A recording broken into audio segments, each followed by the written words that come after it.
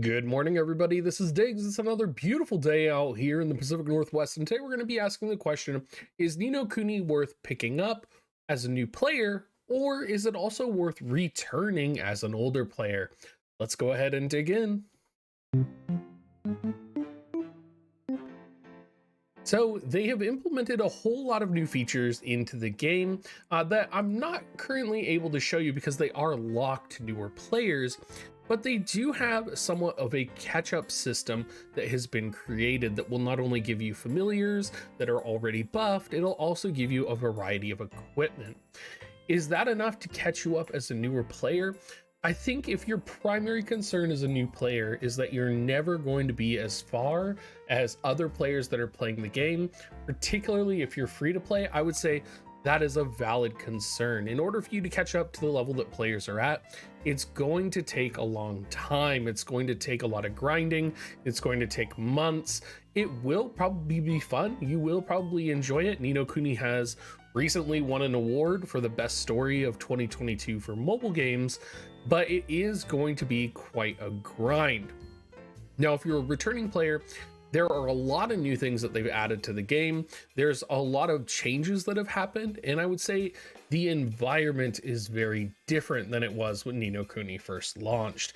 As opposed to kind of being bigger servers and having a little bit of PK going rampant, people always getting angry at each other, I would say the general server atmosphere right now is really about finding a guild, settling into that guild, finding a guild that is talkative, that cares about each other, and that's going to be kind of what keeps you going. There isn't as much rampant PK anymore. Of course, there is PK in Chaos Fields and other content, but it's not really the driving content of the game. It's not the content that's going to make you super angry every day when you set up your AFK farm and get PK'd. So I think if those have been your primary concerns, either as a newer player or as a returning player, I think you can relatively rest at ease.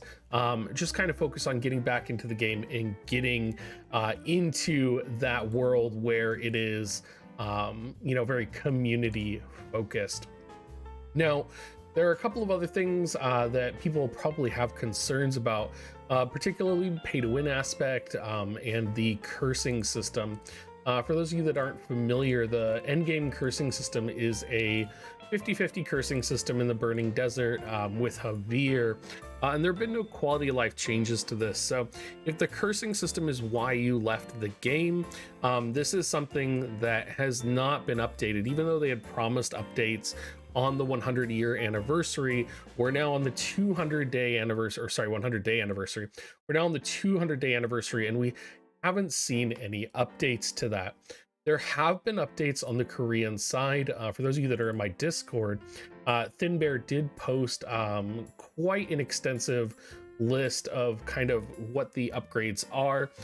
We also had Seant Crossworld, who also did a video on what the curse system upgrades are, and specifically it has to do with the dolls, it has to do with diamonds, and it has to do with kind of purchasing other systems and currencies in order to guarantee your cursing. And essentially it is a very pay to win system, and who knows how that's going to be implemented on the global side, particularly when we do factor in that we do have the cryptocurrency going on in game.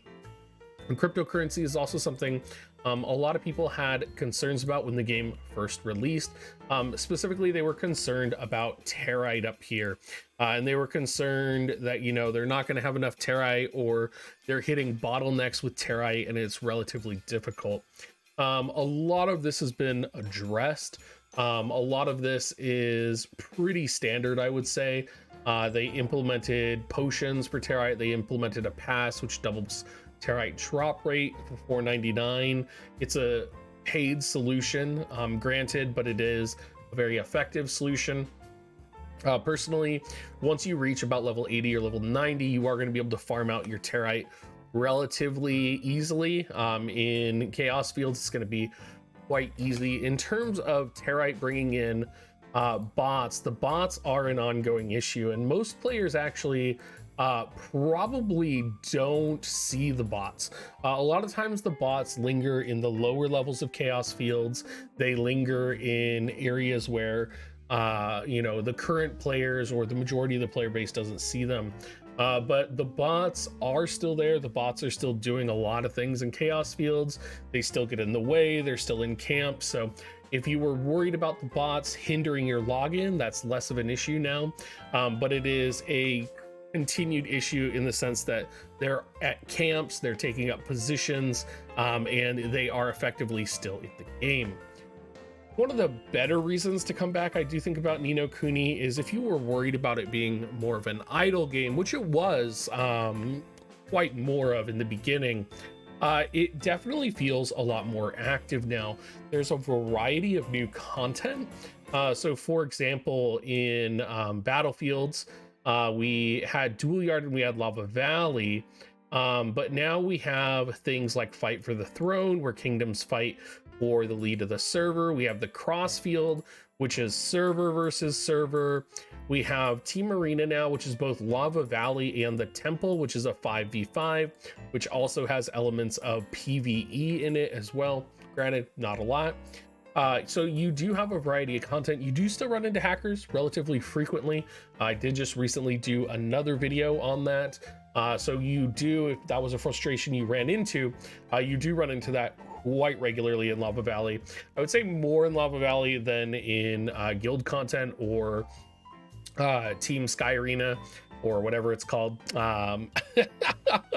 But you definitely still run into it, and there's definitely still bugs in the game that people do actively exploit. We have new world bosses, so we did get a new bug world boss added, but a lot of the world bosses, a lot of the chaos fields, like Aquarius's ancient castle and stuff, they were all added with the idea of endgame players in mind. So most of it's going to be for players who are already higher level, who are already involved in content. So if you're a new player joining, or if you're a returning player, you're probably not going to get to enjoy that just yet. You're mostly going to be focused on every aspect otherwise that you're going to be doing. There were a couple of other things that have been added. We did get the mount decoration system implemented. So I would say this is one of the better systems that has been implemented. But again, if you're a returning player or you're a new player, unless you get all of these mounts, these are big chunks of CP that your character is just never going to be able to get, that you're never going to be able to catch up with. So you'll want to keep that in mind, because you do have to have each of the mounts in order to equip the decos onto them.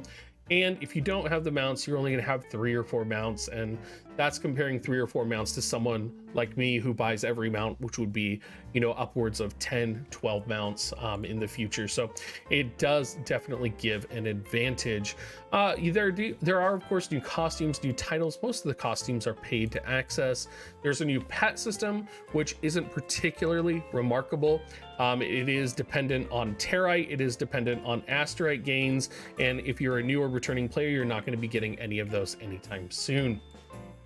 There hasn't been any new real familiar content added to the game.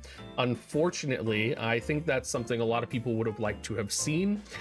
So there hasn't been a ton of that, but I think there is some slated for GVG content as well as other content here in the near future.